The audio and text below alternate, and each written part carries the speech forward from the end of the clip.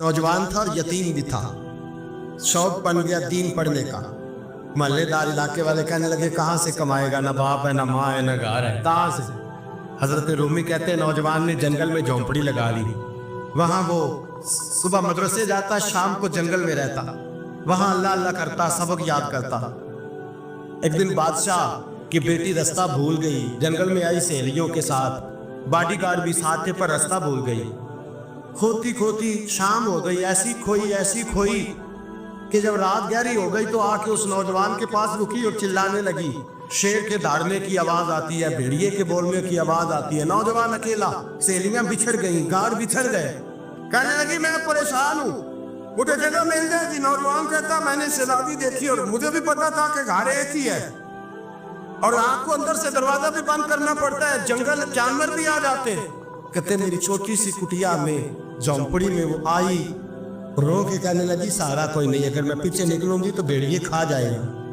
कहते मैंने उसे जगह दे दी। अकेली औरत, चिराग जल रहा है, सबक याद कर रहा हूँ। मेरे नबी पाक ने फरमाया जहां मर्द औरत अकेले हो तीसरा शैतान होता है। और शहजादी, वो बच्चा कहता है सबक याद करता रहा सारी रात।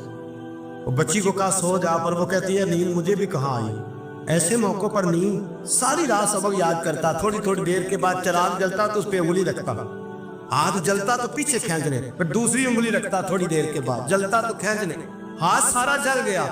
सुबह किरणें चमकी तो कहने लगा चल निकल जा, दौड़ जा, बस बड़ा सब्र का इम्तिहान हो गया, चली जा। शहजादी बाहर निकली, सिपाही ढूंढ रहे थे। बादशाह खुद जंगल में निकला हुआ था, मेरी बेटी मिल गई। बादशाह तन्हाई में जाके कहने लगा बेटा मैं दुनिया को बताऊंगा कि मेरी बेटी खोई नहीं थी, सिपाही साथ ही थे। ये बड़ा मुश्किल होता है, बेटी तो भूल के भी रात कहीं रह पड़े तो लोग जीने नहीं देते, तो बेटा मुश्किल हो जाएगा मेरे लिए। कहाँ थी? उसने कहा नेक नौजवान के पास। उसने कहा बेटा मैं तो तेरी बात मानूंगा पर दुनिया नहीं मानेगी। अगर उस नौजवान ने किसी को बता दिया कि तो उसके पास थी तो फिर लोग मेरा जीना मुहाल कर देंगे। बेटा मैं मर जाऊंगा, मेरी मजबूरी ये है कि वो कहीं राज ना उगल दे वो नौजवान, उसे कत्ल करना पड़ेगा। औरत ने मिन्नतें की, इस बेटी ने कहा मेरे मौसम को मारोगे, रोई। और वो कहने लगा मैं बादशाह हूँ, मेरा अपना वकार है, मैं उसको छोड़ नहीं सकता। गिरफ्तार कर लाए सिपाही। वक्त तय हो गया सजा का। अकेले कारकोशरी में रखा गया, जो उसके खास इतबार वाले थे उनकी ड्यूटी लगाई। बादशाह ने बुलाया, पाले बिलम आया। औरत कहने लगी, बेटी कहने लगी एक दफा तो बुलाओ ना, एक सवाल बात पर्दे में रह के पूछना है और फिर जो आपका जी चाहे मेरे मौसम को मारना तो है, तो मर्जी आपकी। सामने खड़ा किया, नौजवान पर्दे के पीछे, औरत खड़ी हो गई। बादशाह बीच बैठ गया। बीबी कहने लगी सारी रात बेदार मैं भी रही, सोया तू भी नहीं। वो जो तू चिराग के करीब हाथ लगा के जलाता था वो समझ नहीं आई। नौजवान रो पड़ा, कहने लगा क्या करूं, मैंने रसूलुल्लाह का दीन पढ़ा है। क्या करूं, मैंने हुजूर का दीन पढ़ा है। मैंने पढ़ा है कि जानी को सबसे नीचे दोज़ख के सबसे निचले दर्जे में जलाया जाए, उसे जहन्नमियों का पीप और रेशा पिलाया जाए, कंद खिलाया जाए। ये रवायतें पड़ी हुई थी। थोड़ी थोड़ी देर के बाद शैतान मुझे कहता था बदकारी कर ले। मैं अपना हाथ उसी वक्त जब शैतान मशवरा देता तो मैं आग पे करता। मैं कहता अगर ये बर्दाश्त हो गई तो वो भी हो जाएगी। जब हाथ जलता तो मैं समझ जाता नहीं तुझसे तो ये नहीं बर्दाश्त होती तो वो कैसे हो। फिर मुझे शैतान मशवरा देता कोई देख नहीं रहा, तू बुलाने नहीं गया, खुद आई, मैं दूसरी उंगली लगा देता। मैंने हाथ जलाया और मैं समझ गया जब छोटे से चिराग की इतनी सी शमा की आग नहीं बर्दाश्त होती तो दोज़ख कैसे बर्दाश्त होगी। कहते मैं बाज आया। बादशाह ने ये कहानी सुनी, लफ्ज सुने तो चीख मार के रोया। कहने लगा तालिब इल्म तू तो मेरे नबी का सच्चा गुलाम है और मेरे रसूल के जो सच्चे गुलाम होते हैं उन्हें फांसियां नहीं दी जाती, उन्हें तख्त पर बिठाया जाता है। अब तुझे सजा नहीं होगी बल्कि मैं अपनी बेटी का निकाह तेरे साथ करूंगा और मेरे बाद इस सल्तनत का बादशाह भी तू ही बनेगा। अब वो नौजवान वहां नारे लगा रहा है, कहता लोगों तुम मुझे कहते थे दीन से क्या मिलता है, दीन से तो अल्लाह पख्तो तान भी अता फरमा देता। अगर नौजवान शर्मो हया वाले बन के रहे अल्लाह सारी इज्जतें दे देगा। देखे ना अल्लाह के फजल से इज्जत मिलती है और जब कोई इज्जतदारों जैसा काम ही ना करे। एक बात और अर्ज करनी है पर वक्त थोड़ा रह गया। जवानों मैं ना जब कभी परेशान होता हूँ ना तो मैं ये वाली बात खोल के पढ़ता हूँ वाला, ये बात ढारस बनाती है। ढारस توانائی دیتی ہے, پورا مضمون باندھا ہے. اعلیٰ حضرت کہتے ہیں بہروپیہ تھا, مداری, روح بدل بدل کے دکھایا کرتا تھا, بادشاہوں سے انعام لیتا تھا. ایک دن اورنگزیب عالمگیر کے پاس آ گیا, کہنے لگا میں روح بدلوں گا, اگر آپ پہچان نہ سکے تو میں انعام لوں گا. آپ نے فرمایا میں کوئی ایسے ویسا بادشاہ نہیں. کہا مجھے دھوکہ دینا مشکل ہے. کہا نہیں, میں روح بدلوں گا. حضرت اورنگزیب عالمگیر بڑے نیک بادشاہ گزرے, بڑے پرہیزگار. وہ بہروپیہ کہنے لگا میں روح بدلوں گا, آپ نہیں پہچان سکیں گے. فرمایا چل جتنا تیرے اندر زور ہے لگا لے. حضرت نے اعلان کیا کہ میں نے فوجی بھرتی کر دے, 2 ماہ کے بعد ٹیسٹ ہوگا. وہ 2 مہینے دوڑتا رہا, رنگ روپ بناتا رہا, آیا ٹیسٹ دینے. 2-3 سپاہیوں کا امتحان لیا, اس کی باری آئی تو 10 روپے دیے. کہنے لگے تیرے آنے جانے کا کرایہ میں نے تجھے پہچان لیا ہے. کچھ دنوں کے بعد جانے لگے سفر پر, تو بھکاری آ گئے خیرات مانگنے. اس نے بھی سارے منہ پر سیاہی مال لی, کپڑے پھاڑ لیے, سر کے بال مڈا لیے, پگے تک کٹا لی, بدرنگ ہو کے آیا. کیسا آگے کیا تو حضرت نے 10 روپے ڈالے. کہنے لگے تیرے آنے جانے کا کرایہ میں نے پہچان لیا ہے. کچھ دن گزرے تو ٹیچر کی ضرورت تھی. اس نے منہ سے بڑی کر لی, داڑھی نکلی لگا لی, سر پہ جنا کیپ پہن لی, ایک شیروانی لے لی اور ہاتھ میں چھڑی پکڑ کے آیا. کہنے لگا میں استاد ہوں, 2-4 بندوں کا امتحان لیا, اس کی باری آئی تو 5 روپے دیے, 10 روپے دیے. کا تیرا کرایہ میں نے پہچان لیا. 2 سال گزر گئے. وہ جب بھی آتا حضرت پہچان لیتے. ایک دن سفر پہ جا رہے تھے, بہت بڑا لشکر تھا, جہاد کرنے جا رہے تھے اورنگزیب عالمگیر. تو دیکھا ایک پہاڑی ہے, پہاڑی پہ لوگ جا بھی رہے ہیں آ بھی رہے. اورنگزیب عالمگیر پوچھتے لگے یہاں کیا ہے. کہنے لگے بابا جی بیٹھے ہیں دعا کرتے ہیں, اللہ کے نیک بندے ہیں. اورنگزیب کہنے لگے یار پرانے لوگ سارے ہی اللہ والوں کو مانتے ہیں, یہ بھی مصیبت آئی ہے جتنی نہیں آئی ہے, سارے لوگ ہی مانتے ہیں. کہنے لگے ذرا میں دعا نہ کراؤں, بچے کام جا رہا ہوں. اورنگزیب بادشاہ لوگ نازک مزاج ہوتے ہیں, گھوڑے سے اترے, بڑی مشکل سے پہاڑی پہ چڑھے. اوپر گئے تو لائن لگی ہے, بابا جی غار میں بیٹھے. کہنے لگے میں نے ملنا, میں اورنگزیب ہوں. انہوں نے کہا ہمارا بابا اس طرح کا پیر نہیں کہ امیر آئے تو رنگ اور ہو, غریب آئے تو اور ہو. یہاں اگر ملنا ہے تو لائن میں لگ جاؤ, سب ایک جیسے ہیں. اب لائن میں کھڑے ہو گئے, 50 آدمی آگے تھے, کہتے 51واں نمبر تھا. تھک گیا دھوپ میں کھڑا کھڑا. جب میں پہنچا غار کے دہانے تو میں نے بابا جی کے چہرے پہ نظر ڈالی تو بڑا نورانی چہرہ, بڑی خوبصورت لب و لہجہ. میں نے کہا میرے جیسا آدمی بھی پگڑی باندھ لے تو اچھا لگنے لگ جاتا ہے, بڑا خوبصورت انداز. کہتے ہیں میں ان کے پاس اتحیات کی حالت میں بیٹھ گیا. میں نے کہا حضور میں جا رہا ہوں جہاد کرنے, دعا کرنا. بزرگوں نے ہاتھ اٹھائے, اللہ اس کی مدد فرما, دین کو غلبہ عطا فرما, اس سے دین کا سچا پکا سپاہی بنا. پھر تھپکی دی, 2-4 نصیحتیں بھی کر ڈالی. دیکھنا ظلم نہ کرنا, زیادتی نہ کرنا, جب تو جیت کھر نہ کرنا, غرور نہ کرنا. نصیحتیں بھی کر دی. کہتے ہیں اب جب میں اٹھا تو 2-4 دینار بطور نذرانہ مسلح کے نیچے رکھے, اور الٹے قدم جب میں غار سے اترا انہوں نے رومال جاڑا اور اٹھ کے کھڑے ہو گئے. کہنے لگے آج نہیں تو نے پہچانا, آج نہیں تو نے پہچانا, میرا انعام بنتا ہے, آج نہیں پہچانا, لا پیسے. اورنگزیب کہنے لگا یار تو نے حد کر دی, کہاں چڑھا کہاں کھڑا رہا, دھوپ میں تھک گیا, کمال کر دی بھائی تو نے. بتا تو کیا لے گا, آپ کو جلدی بتا, کتنے لوگ پیچھے دھوپ میں کھڑے ہیں, لشکر سارا کھڑا ہے, کیا لے گا. اس نے کہا سب سے قیمتی ہیرے وہ ہے جو تیرے سر کے تاج میں لگے ہوئے, مجھے تیرا تاج چاہیے. او بھائیو سننا اور یاد رکھنا, میرے اعلیٰ حضرت کہتے ہیں بادشاہ نے سر کے اوپر سے تاج اتارا, بہروپیے کے قدموں میں رکھا اور کہنے لگے یہ لے, اور یہ تو تیرا مانگنے پر میں نے دیا ہے نا, میں واپس آتا ہوں تو آنا, میں اپنی مرضی سے بھی تجھے دوں گا. تو نے اورنگزیب جیسے بندے کو دھوکہ دیا, آنا میں اس وقت بھی دوں گا. وہ دے کر بس بات ختم ہو گئی, حق ہو گئی. دے کر کہتے ہیں جب میں پلٹا نا واپس, بہروپیے نے آواز دی بادشاہ ٹھہر جا. تو میں نے پلٹ کے دیکھا تو کہنے لگے جب اپنا تاج لے جا, اٹھا اور لے جا. میں نے کہا 2 سال بیت گئے تجھے محنت کرتے, آج قابو آیا تو لے جاؤ. کہنے لگا لے جا, مسئلہ سمجھ میں آ گیا. میں نے کہا مجھے بھی تو سمجھانا. کہتے ہیں وہ پھوٹ پھوٹ کے رویا, اس کی آنکھیں برس پڑی, سیلاب کی طرح آنسو بہہ نکلے, تڑپا اور رو کے کہنے لگا بادشاہ میں نے جھوٹ موٹ رسول اللہ کی غلامی اختیار کی تھی, جھوٹ موٹ کی داڑھی, جھوٹ موٹ کی پگڑی, جھوٹ موٹ کا فقر, میں نے جھوٹ موٹ نبی پاک کا لباس پہنا ہے, تو تیرے جیسے بادشاہوں کے تاج میرے قدموں میں آ گئے ہیں. اگر میں سچ مچ رسول اللہ کا غلام بنوں گا تو اللہ کیا کچھ عطا فرمائے، اللہ کتنی نعمتوں سے نوازے۔ میرے اعلیٰ کیا فرماتے ہیں؟ اعلیٰ حضرت فرماتے ہیں فرشتے بھی کرتے ہیں تعظیم میری۔ کون جی؟ اللہ ایسا عقیدہ بھی کم ملے گا جو بریلی کے امام کا عقیدہ ہے، ایسا بھی کم، کہتے ہیں فرشتے بھی کرتے ہیں تعظیم میری۔ کیوں؟ فرمانے لگے فدا ہو کے ان پر یہ عزت ملی۔ بغداد کے ایک درویش عالم تھے، تو وہ جب بھی نماز پڑھاتے نا تو کسی تاجر کی 2 بیویوں کے بارے میں دعا مانگتے ہیں۔ توجہ ہے میری بات پر؟ نماز پڑھاتے تو کہتے ہیں اللہ اس تاجر کی 2 بیویوں کو اپنی خاص رحمتیں عطا فرما۔ ایک دن لوگ ان کے گھر اکٹھے ہو گئے، کہنے لگے بابا جی بتائیں تو صحیح وہ بیویاں کون تھی جن کے لیے آپ دعا مانگتے ہیں؟ تو فرمانے لگے میرے شہر کا ایک تاجر تھا، بہت بڑا تاجر تھا، مالدار تھا پر بے اولاد تھا۔ اسے بغداد سے ملک شام جانا پڑتا تھا تجارت کرنے، اور کئی مہینے اسے شام کے ملک میں رہنا پڑتا تھا۔ اس نے اس طرح کیا کہ وہاں بھی ایک شادی کر لی۔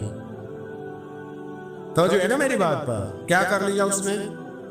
دوسری شادی کرنا مرد کے لیے جائز ہے، تیسری کرنا بھی، چوتھی کرنا بھی بیا کا وقت، مگر اگر انصاف کر سکے تو۔ اگر چاروں میں ہم نہ آدھا مسئلہ سنتے ہیں اور آدھا ہی بیان کرتے ہیں، اگر انصاف نہ کر سکے پھر اس کے لیے 4 جائز، پھر وہ ایک ہی رکھے گا۔ تو عزیز دوست دوسرا نکاح کر لیا، شادی ہو گئی، اب وہ وہاں کچھ زیادہ وقت گزارنے لگا، مالدار آدمی تھا، بیوی کو مکان بھی لے کے دے دیا۔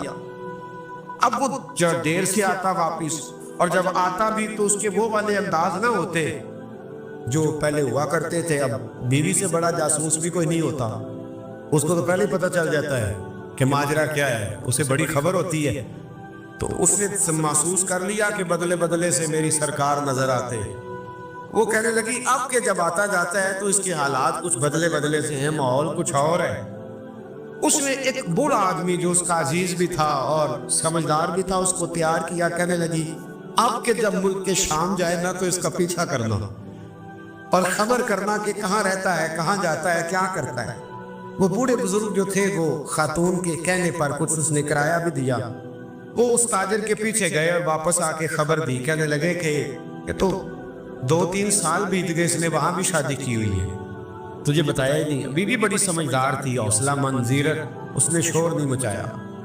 اس نے کہا کہ میں نا اب جب آئے گا نا تو طریقے سے بات کروں گی اور پوچھوں گی کہ ایسا کیوں کیا، اور یہ بھی اس نے آ کے بتایا کہ اگر تیرے ساتھ نکاح کے بعد اسے اولاد نہیں ملی تو اولاد وہاں بھی کوئی نہیں، یہ مکمل تفصیلات۔ اب جب اس دفعہ خامند آیا تو آتے ہی وہ بیمار ہو گیا، کمزور ہونے لگا۔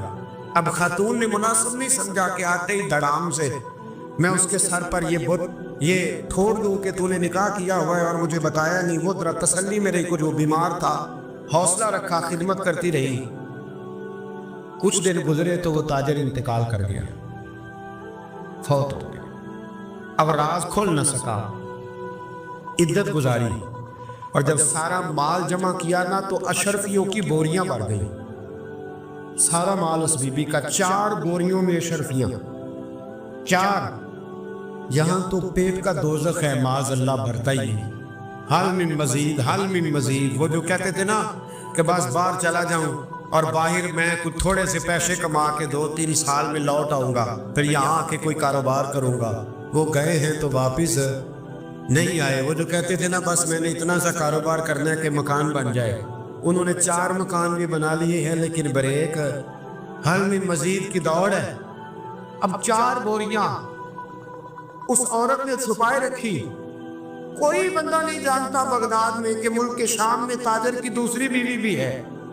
جب وہ فارغ ہوئی تو اس نے اس بوڑھے جاسوس کو پھر بلایا اور 2 بوریاں اونٹ پہ رکھی، خود بھی ساتھ بیٹھی اور ملک شام گئی۔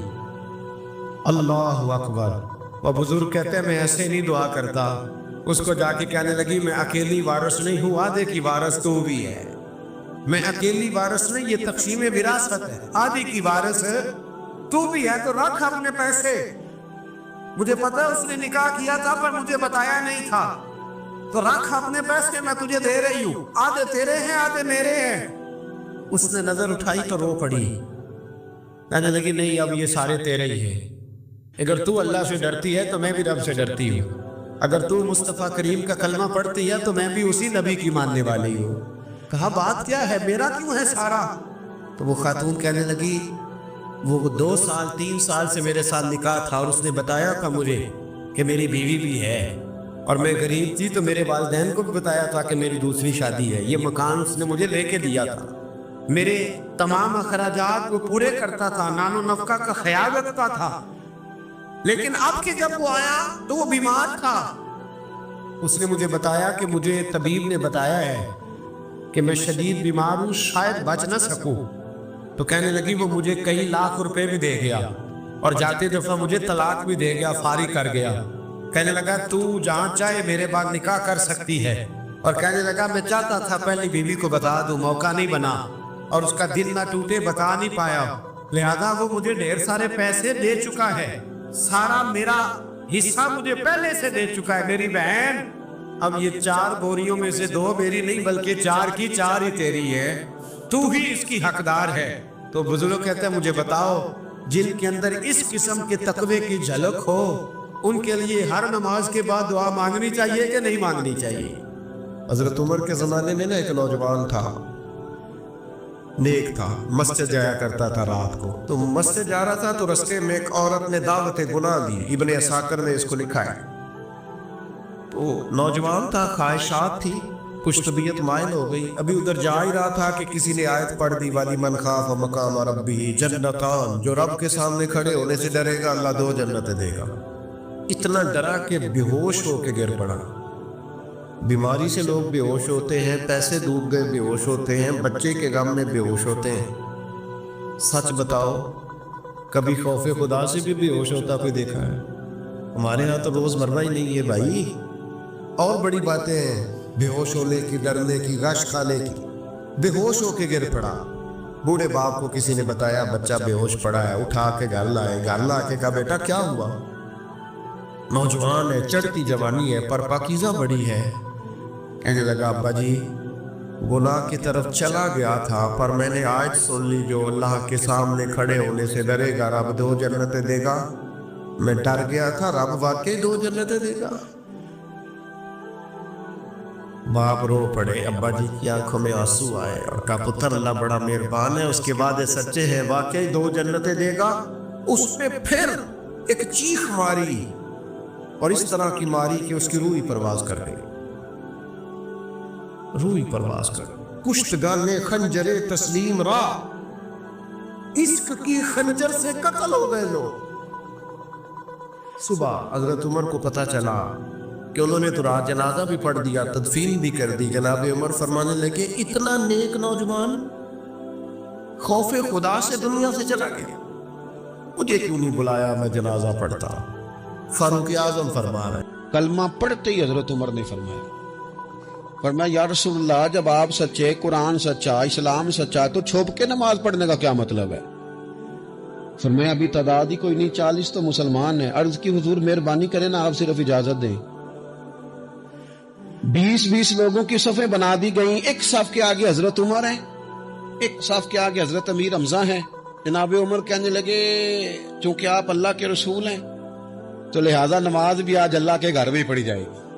تو حضرت عمر بیت اللہ شریف کے بیچ کھڑے ہو کے نعرہ لگاتے ہیں، فرماتے ہیں میں عمر ہوں، تم مجھے بھی جانتے ہو، میرے باپ کو بھی جانتے ہو، تم میرا قبیلہ بھی جانتے ہو، میں نے پڑھ لیا ہے محبوب کا کلمہ۔